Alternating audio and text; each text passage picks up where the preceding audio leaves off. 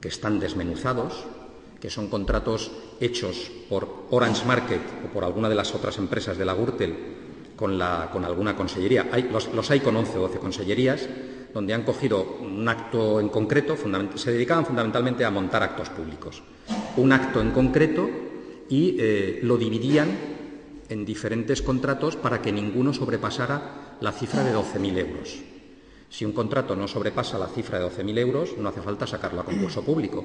Basta con pedir 3 ofertas a 3 empresas.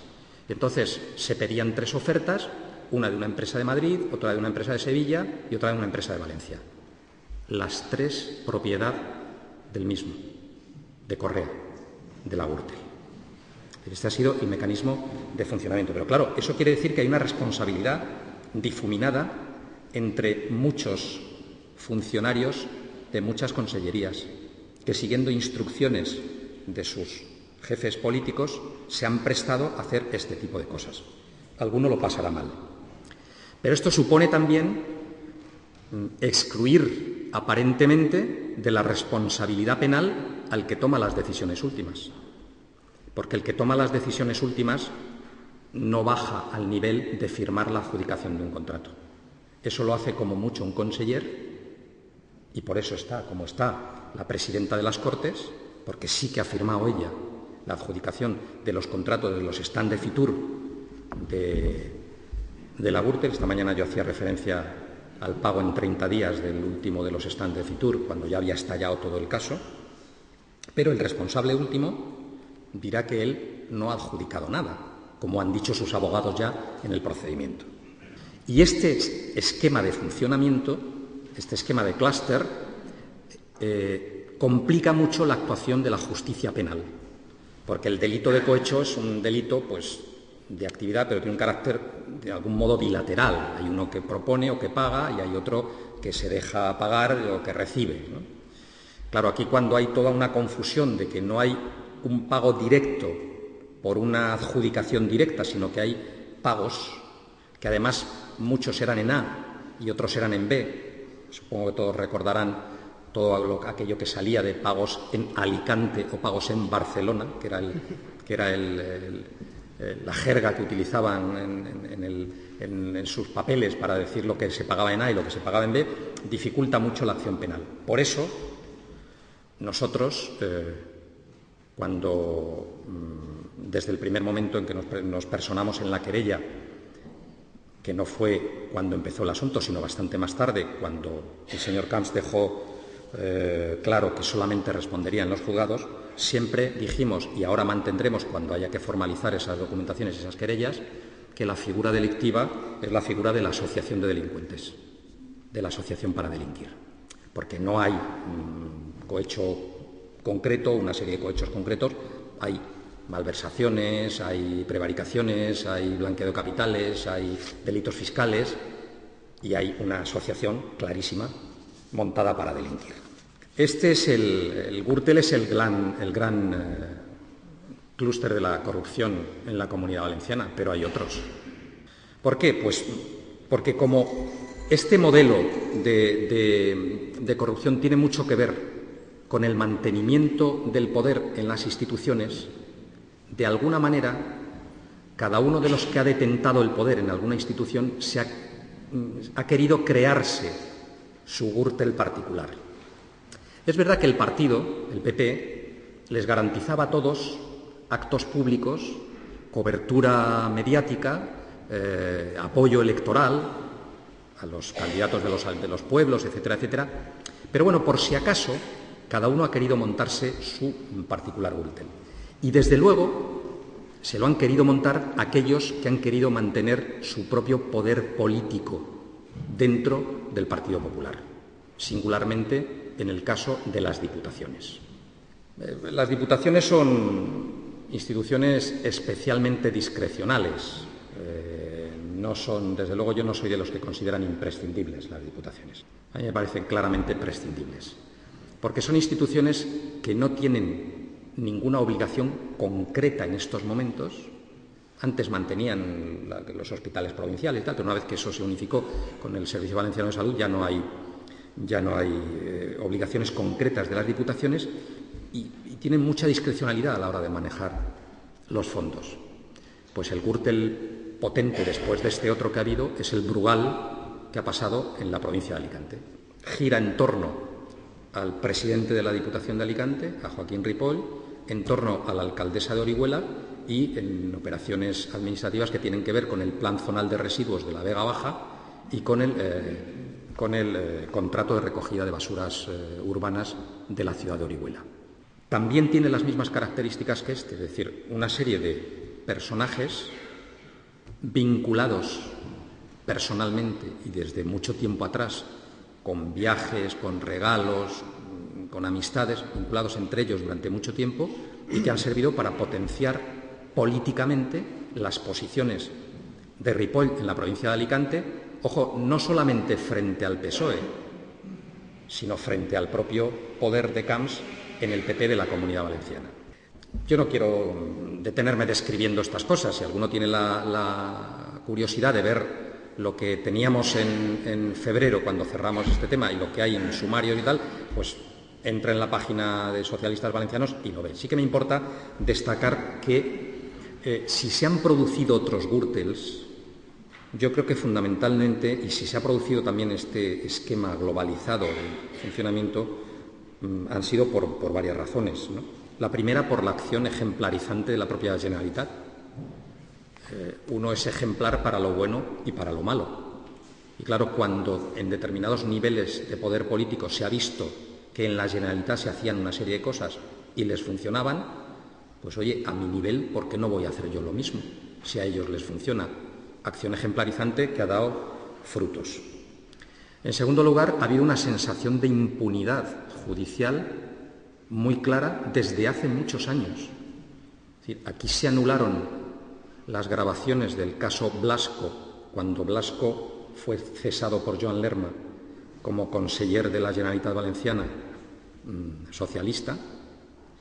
Cuando tuvimos la primera noticia, cuando tuvo Joan Lerma la primera noticia, lo cesó como conseller.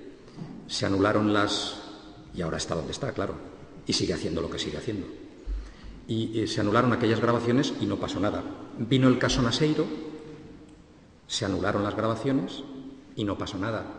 Y Fabra lleva 8 años toreando de muleta con el tema de sus problemas judiciales. Entonces se ha generado una sensación de impunidad y que, bueno, no pasa nada. Si aquí se pueden hacer una serie de cosas y no... Y eso pues también ha animado a algunos a lanzarse a este tipo de operaciones. Y luego la verdad es que yo creo que es un tema que hay que reconocer, que ha habido un muy escaso reproche social en la calle en relación con este tipo de comportamientos. Es decir, a mí me asombra que el presidente de la Diputación de Alicante, que sale en todos los medios de comunicación un informe de la policía donde dice que tiene 700.000 euros en los últimos 2 años de ingresos injustificados y que en esos 2 últimos años solo ha sacado 20 euros de un cajero y que no lo contradice nadie porque le preguntan a él y dice: a mí mi abogado me ha dicho que no hable. Y sin embargo sigue yendo a los sitios y sacando pecho como si no pasara nada. Es decir, como si fuera, bueno, pues un honorable, menos honorable que Camps, pero bueno, honorable también presidente de la Diputación de Alicante, ¿no? Poco reproche social respecto al tema. Y desde luego lo que ha habido ha sido, pues como decía anteriormente, mucha voluntad de autonomía política por parte de los que han creado este tipo de historias y también alguna voluntad de obtener beneficios propios para sí o para amigos en toda esta operación. Me quedaba por hablar brevemente del tema del clientelismo, cómo funciona el clientelismo. El clientelismo tiene una base imprescindible que son los contratos administrativos irregulares. Desde la cantidad de empresas, fundaciones, asociaciones, ciudades de no sé qué, ciudades de no sé cuánto, totalmente innecesarias, que pueblan la Administración Pública Valenciana, donde se colocan a todos los que hay que colocar, pasando por la creación de un sistema de subvenciones en vez de montar servicios regulares. Yo siempre pongo el mismo ejemplo, es decir, si en vez de subvencionar a las escuelas de música, a las bandas de música para que enseñen a los niños, hubiera una educación de música en las escuelas de manera regular y ordinaria y mantenida con fondos públicos y con funcionarios públicos, pues seguramente no tendrían cogidos a tantas personas que están en bandas de música y que dependen cada año y que están en un sin vivir por si les dan la subvención o no les dan la subvención, si les recortan la subvención o no les recortan la subvención. Es decir, el crear este tipo de montaje, el privatizar servicios públicos, también es una fuente de clientelismo, porque, claro, cuando se privatiza un servicio como un hospital, hay un menor control tanto administrativo como de los sindicatos. Es decir, es más fácil meter o sacar a personas, no solamente en cargos directivos, sino en todos los escalones del servicio público privatizado que se trate, y es mucho más difícil controlar si se ha hecho correctamente, si las subcontratas se han hecho respetando la ley o no se han hecho respetando la ley. Es decir, escapa todo al control del derecho administrativo. Ese es un elemento esencial para el funcionamiento del clientelismo y aquí se ha manejado hasta la saciedad. Bueno, yo termino ya. Y termino con una última reflexión. Esto de la corrupción no requiere, aunque también, fundamentalmente una batalla judicial. Nosotros estamos dando esa batalla judicial, pero requiere fundamentalmente una batalla política, porque la corrupción no es un problema judicial, es fundamentalmente un problema social y, por lo tanto, político. El derecho penal es un derecho donde priman las garantías del acusado y donde, para que haya una condena, hace falta una certeza absoluta. Pero el terreno de la política no es ese. El terreno de la política es el de la confianza, el de la transparencia y el de la credibilidad. Si mañana, por un error que ha cometido, por ejemplo, en el caso Brugal de Alicante, por el juzgado que ha tramitado el caso Brugal de Alicante han pasado del orden de 6 jueces, titulares e interinos en muchos casos y sustitutos en otros casos, es decir, ni siquiera jueces de carreras. Si alguno de ellos ha cometido un error y se anulan todas las cintas, con todo lo que hay en esas cintas, y no se pueden utilizar en el proceso penal, posiblemente el señor presidente de la Diputación de Alicante y otros que están a su alrededor saldrán absueltos, porque se habrán vulnerado sus garantías. Ahora bien, lo que se ha dicho, y se sabe que se ha dicho, porque nadie ha oído a Francisco Camps negar las conversaciones que han publicado todos los medios de comunicación. Igual sus abogados consiguen que se anulen en el juicio, pero estaban. Producirse, se habían producido. Eso puede que no surta efectos desde el punto de vista penal y no haya condena, pero tiene que surtir efectos desde el punto de vista político, porque los ciudadanos tienen que sacar conclusiones. Por eso, a mí me parece un profundo error que cometemos muchas veces todos cuando nos fijamos demasiado en la situación de una persona de si está imputado o no está imputado. Eso es un concepto procesal que ni siquiera está claro en la ley de enjuiciamiento criminal, pero que no tiene que ser el elemento relevante para ver si una persona puede o debe seguir actuando en política o no. Cuando un personaje público, como el presidente de la Generalitat, no da una sola explicación de lo que ha pasado, por qué ha pasado, cómo ha pasado y cuál era su vinculación a estos presuntos delincuentes, cuando no permite que se accedan a las cuentas públicas, a los contratos públicos, eso ya es motivo suficiente como para que los ciudadanos no necesiten que ese señor esté imputado en ningún procedimiento penal.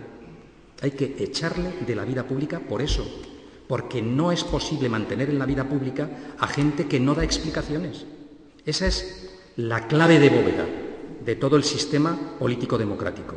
Un personaje que tiene el poder, que maneja el dinero de todos, tiene un correlato de obligaciones. Y la primera de ellas es dar explicaciones de qué hace con el dinero público. Y el que no da explicaciones de qué hace con el dinero público, que se vaya a su casa. Cuanto antes, mejor. Y esa no es una labor de los jueces. Esa es una responsabilidad que nos corresponde a todos como ciudadanos. Yo aquí lo dejo. Me parece que es una tarea apasionante combatir la corrupción porque supone poner los cimientos para tener una sociedad mucho más avanzada, mucho más saludable y con mucha más capacidad de progresar en el futuro como todos queremos. Muchas gracias.